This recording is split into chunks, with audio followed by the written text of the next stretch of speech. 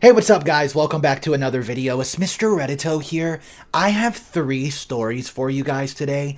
We're going to kick it off with a very special story that comes complete with an update. It involves a large amount of debt and someone who ends up in prison for this debt.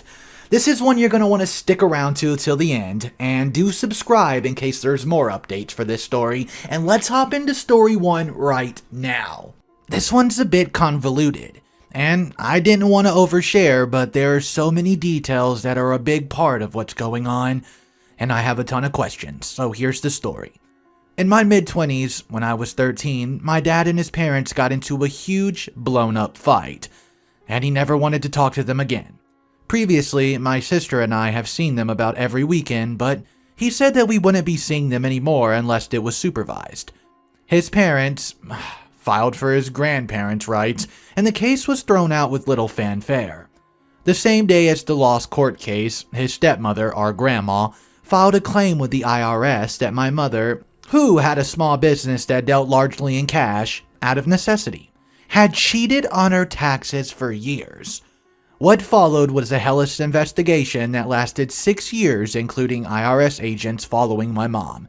Her business in ruins since no one would deal with her, and a huge amount of stress on the entire family. My mom was eventually brought to trial, found guilty, and served 2 years in prison.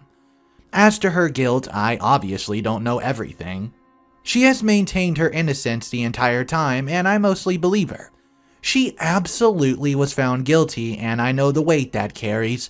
But I've read an independent tax attorney who analyzed the case say that the numbers and severity that the government accused her of, and she was found guilty of, were not really possible. For how good at making money my mom might have been, she was god-awful at taking records, computers, etc. Her book smarts are definitely very below average. So, did she do something wrong? Probably. Did she cheat the government out of $1 million in taxes? I don't think so. I think it falls somewhere in the middle. She probably estimated when she knew she would have to be keeping better records.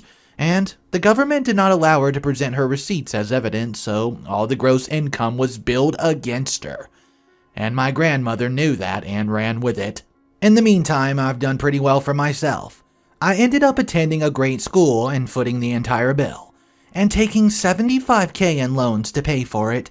My parents were unable to help because of attorney bills and no business. My dad makes $60,000 per year as a city employee. Afterwards, I got a high-paying job in tech that now pays $130,000 a year, and was accepted to a top 2 business program for my MBA that I plan to attend next year. My mother was released from prison a few years ago, and the last year a few things have happened. The IRS has come to collect on the bill, and the amount owed is just over $1 million. About a year ago, my mother's aunt passed away, and split an estate that will probably amount to $2.5 million, 3 ways, with 2 beneficiaries being my sister and me. The aunt and uncle were very modest people who appeared to have a house in Brooklyn that they bought 50 years ago, that make up the bulk of the estate. It was completely unexpected. I would have surprised if I was left $100. My sister and I met the uncle only a few times, but my mom was very close to him.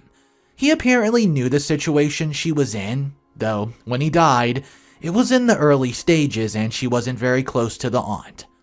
My parents were with my sister at the time she opened the letter and were very happy for her. They immediately started talking about how we could pay off all our loans, and she could pay for her wedding, etc. We were all very happy, and my sister and I also mentioned several times that we were happy that we'd be able to take care of them if they needed it. Fast forward to just a few months ago.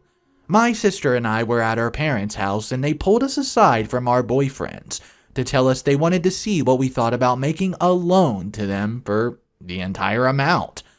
We were pretty taken back and non-committal, but we promised to look into it and told them again that we wanted to help somehow. A few weeks later, the estate attorneys accidentally sent letters addressed to us to our parents' house, one of the addresses on file. Although they did not open the letter or anything, they knew we got something. My sister drove down, I live in a different city, and we had a follow-up conversation with my dad. He started getting more angry. At one point, he suggested that we could report the money as a loan without expecting to get it back, which my sister told him it would be illegal from a tax perspective. And she did not want to repeat what Mom had gone through, which really pissed him off that she would suggest that he wanted us to commit a crime. As a side note, we've since researched that we'd be able to give him the entire amount as a gift without paying taxes. After that, we did not speak to my dad for a few weeks. My mom understood where we were coming from, but my dad is a hothead, so she did not even know to talk to him about it. With my sister's wedding coming up, he even said a few things like, "I'll go, but I'm not going to try to hide my feelings." He was apparently upset that we have not committed 100% to doing everything in our power. Eventually, things did cool off a little bit. The wedding went by with only a little drama, but there was some tension. My sister opened the letter without my parents present, and it ended up having $150K to each of us, with the rest to be distributed later, which we reluctantly shared with them, more to show them that the estate was still held up. The conversation about paying up now has come back. My parents have 2 rental properties and a small building that have a lien against them, worth about $800,000. Outside of that, my dad's pension is the only income. Apparently, the IRS will start selling off the properties and raise the bill to $1.4 million if they don't come to an agreement soon. The conversation has also shifted from a loan to an expectation that would give the money free and clear, with the only promise of repayment being, quote, "You'll get it back when we die." I've spoken to my dad, and they want to get a loan for $800,000 from the bank against the properties. I question how successful they'll be and have us pony up the rest from the $150K we each got. The expectation, I think, is that when we would pay off the rest of the loan as soon as we got the estate. I don't feel great about the whole thing. On one hand, my mother may have some wrongdoing here, but not to the extent of what she's gone through. I've seen her plunge into pretty serious depression and anxiety, and she seems to be coping well, but not perfectly. I've never had a consistently great relationship with my father, but it got much better during college and was starting to be very good until the latest bump happened. I've lost a lot of respect in some of the specific things that he said to me and my sister. When he got heated once, he said something along the lines of, "If you wanted to help so bad, why did we have to ask you for it?" Even though promising that they'd never go homeless or hungry was the first thing that came to my mind, and that I said, when I found out about the money. When my sister told him that she could not pony over $150K like that because she was starting a family and using some of it for a down payment, he said, quote, "How could you do that? That was your mom's money." Pretty outrageous and out of line in my opinion. Since he hasn't had that mindset, and because he does get aggravated easily, we'd likely be damaging our relationship by even putting conditions on the money, saying that they need to sell a car and property. I also feel like I would be rightfully annoyed if I came home to visit and they had anything frivolous that they bought, and I don't want to feel that emotion towards my own parents. My sister is newly married and is purchasing a house. She and I both had a lot of anxiety during school, and we're paying back our loans, but we made it through and are both doing pretty well. At this point, we're pretty nervous to even think about our finances. My dad never wished my sister well on her house purchase, and I just purchased 3 rental properties with a friend from high school, and have decided to keep that information from him. I want to help my parents, but I also know that I'm much, much better at managing money than both of them. I also don't need them coming to me on their knees begging, but I don't feel like I'm in high school all over again, being talked down to, yelled at, and interrupted because my dad sees this as my mom's money.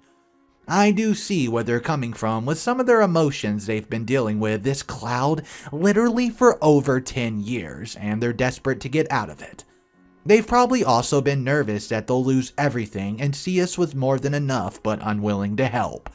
He also may be right that my uncle would have left my mother money if he did not want it seized, but I don't know. He may just as well wanted it used on my sister building a house or more furthering her education. something he put a huge priority on. I would have never done the loan option because I know that's asking for even more trouble. I know that any loan or gift to family needs to be free and clear. That's the Our Relationships advice and personal finance advice, but what do I do? Am I being too sympathetic with them, my dad specifically, or not enough? Am I greedy for not wanting to give in? I don't have any pressing need for the money except paying off the remainder of my loans and going to school. But I also know that I'd handle it better than my parents, and I'd be able to start my own family soon with it and have enough to pay for an apartment or something modest for my parents. I'm having a hard time imagining the IRS seizing the properties that my mom lived in and saved her entire life for, while I have the ability to help. But I also feel the need to view it from the perspective of how bad of a, quote, investment it would be, and how much more I can help by not handing it over all at once. I also don't like the idea of my parents essentially taking out a loan against something that my sister and I may get. The final accounting isn't done on the estate, and while it almost certainly will cover more than the amount together, and we won't be signing on the loan, it'll feel like we owe them the money. We've also discussed lying to them, telling them it was less than expected, but that will still pay for housing and food for them. But if they ever found out, through the executor or anyone else, that would also blow up the relationship. Any advice or thoughts at all would be so appreciative. Hey guys, so I'm having a tough time with this story. I don't understand how the parents can be in such a high amount of debt and they just refuse to sell the $800,000 worth of property they have. Instead, they're trying to get all the money from their kids' inheritance. I just think something's weird about that situation. Guys, do not worry. There's a complete update for this story, but first, drop your opinions down below how you would handle this situation if you were in OP's shoes. I would love to hear everyone's thoughts, comments, and stories, so put them down below and let's hop into this update. We let our parents know that they needed to sell the properties and do everything in their power to get under the debt. We decided to offer up $30,000 each as a gift if they could show us that they were almost there and had already made every last attempt to take care of it themselves, and that money would be the last option. We also let them know that if they lost everything, we would cover a mortgage payment for a house up to $230,000. A very reasonable place for where they are, but it would be in our names. Our dad was not happy at all and started getting upset again. But I was much more firm with him this time. He did say some of the same stuff again at the start of the conversation, but we told him in our plan, your mom and I talked, and you guys have the rest of it left over. And after we told him, he started raising his voice and talking down to us. He also said something like, "You should talk to some of your friends. I think you'll see just how selfish you're being." I didn't tell him about the post, but it definitely made me feel more validated and recognized the statement simply as an attempt at guilt tripping. I wanted to tell him to shut up when he said that stuff, and I know a lot of people would recommend being more firm on the front too, but he's not going to change. I'm not going to convince him to stop putting his foot in his mouth, and it's not worth the stress of arguing for me. I just need to remember that it's much more evidence that he's handling the situation like a child and needs to be treated as such. I also don't want to not assist them at all, especially since Mom has been much more measured in how she interacts with us, and I'm helping her out more than him. I spoke with my mom later and she had more of an air of being sad, but I think she's starting to accept reality, which is what they've got to do. I explained it to her that I saw two obligations here, relationship and financial. From a strictly financial standpoint, I was making the right decision. You would never buy a house in all cash if you were maximizing ROI. So paying off the debt, even with transaction costs, to keep the house did not make any sense. And I've also shown to be the best manager of finances in the family. From a relationship standpoint, I told her that there was no gap between what she wanted and what I was giving her. And that's why a guilt trip wasn't going to work. They'd have a free house, plenty of money from my father's pension, and anything they got to keep and eat and travel. My relationship with my dad will never completely recover. I'm sure, but that's life. Sometimes you're forced into personal or family relationships with people who have very serious character flaws. Rather than viewing this as an event that damaged our relationship, I simply view it as something that has highlighted for me those flaws and forced me to adjust how I interact with them accordingly. Alright guys, so I'm pretty proud of OP for standing up for herself. Tell me what you guys think of this update in the comment section below. There's one comment I wanted to read before we hop into the next story. The comment states, "You should consult a tax attorney. I no longer practice tax law, but tax debts may be dischargeable in bankruptcy 3 years after they are assessed. If you give them the money, the IRS can seize it to satisfy the debt, whereas they cannot touch you or your sister's money. You may be a bigger financial mistake than you realize, and there's enough money involved, it's worth a couple $100s for professional advice." I agree, I think OP should consult some professional advice. Okay guys, we still have one more story left in today's video. Comment down below, like the channel, and subscribe if you're enjoying the video so far. And let's hop into today's final story. Background. When my dad was a child, his parents got a divorce. Both parents remarried. His mom, which is my grandma, married into money, and my grandpa did not. My great-grandfather started a welding business that's still in the family. My dad has worked there for over 30 years now and is the manager. Because he began working with my grandpa long ago and has continued to work there for 30 years, there's quite a bit of jealousy that's built. Not to mention my grandpa and his wife live very close, less than a mile from my parents' house, while my grandma chose to live about 2 hours away until her husband passed away, probably 12 years ago now. When that happened, she did move closer, about 20 minutes from the house. For a while, things were cool. My grandma has always been a giver. She bought a car for each myself and my 2 sisters on our 18th birthday. As in, gave us $20K cash to buy a new car. When we graduated college, she gave us each another $10,000 to put towards the loans. She's never worked, literally ever. Since her husband passed and she inherited loads of money, my guess is in the millions, and does nothing but invest in socks all day. She's the type that invests with something drops 25 cents, waits a day or so until it raises 50 cents, and then sells it and make lots of money. Fast forward to about 6 or so years ago. One Christmas break, I was home from college, 3 hours from everyone, and we went to our house for dinner. We got there about 10 or 15 minutes late, and she lost her shit. Sat my family down and railed on us about how horrible we were to her and how she felt that we did not give a shit about her. Brought up details of her and my grandpa's divorce and literally blamed my dad for years of hostility in the family. My dad was in tears and was everyone else who was there except me. I was just mad. My dad's a great person. He's done a whole lot to take care of my family even though we have not historically had a lot of money. Ever since this incident about once every couple of months, my grandma makes this huge crappy scene about something. My dad is essentially keeping quiet in order to appease his mother.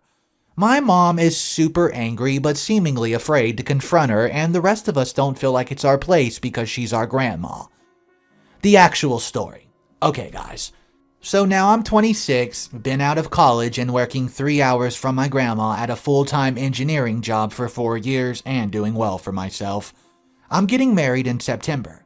My fiance and I, as well as my twin sister and her husband, make it home to visit family as often as possible. I would say at best that once every 3 months or so. What this looks like is essentially a trip home on a weekend and 3 separate events to see all my grandparents, since none of them can really stand being around each other. That means I do nothing I actually want to do.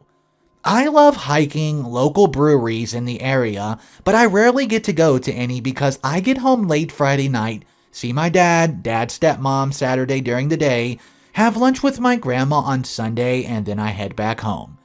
I don't remember going home once in 9 years that I've been living here that I did not see all my grandparents.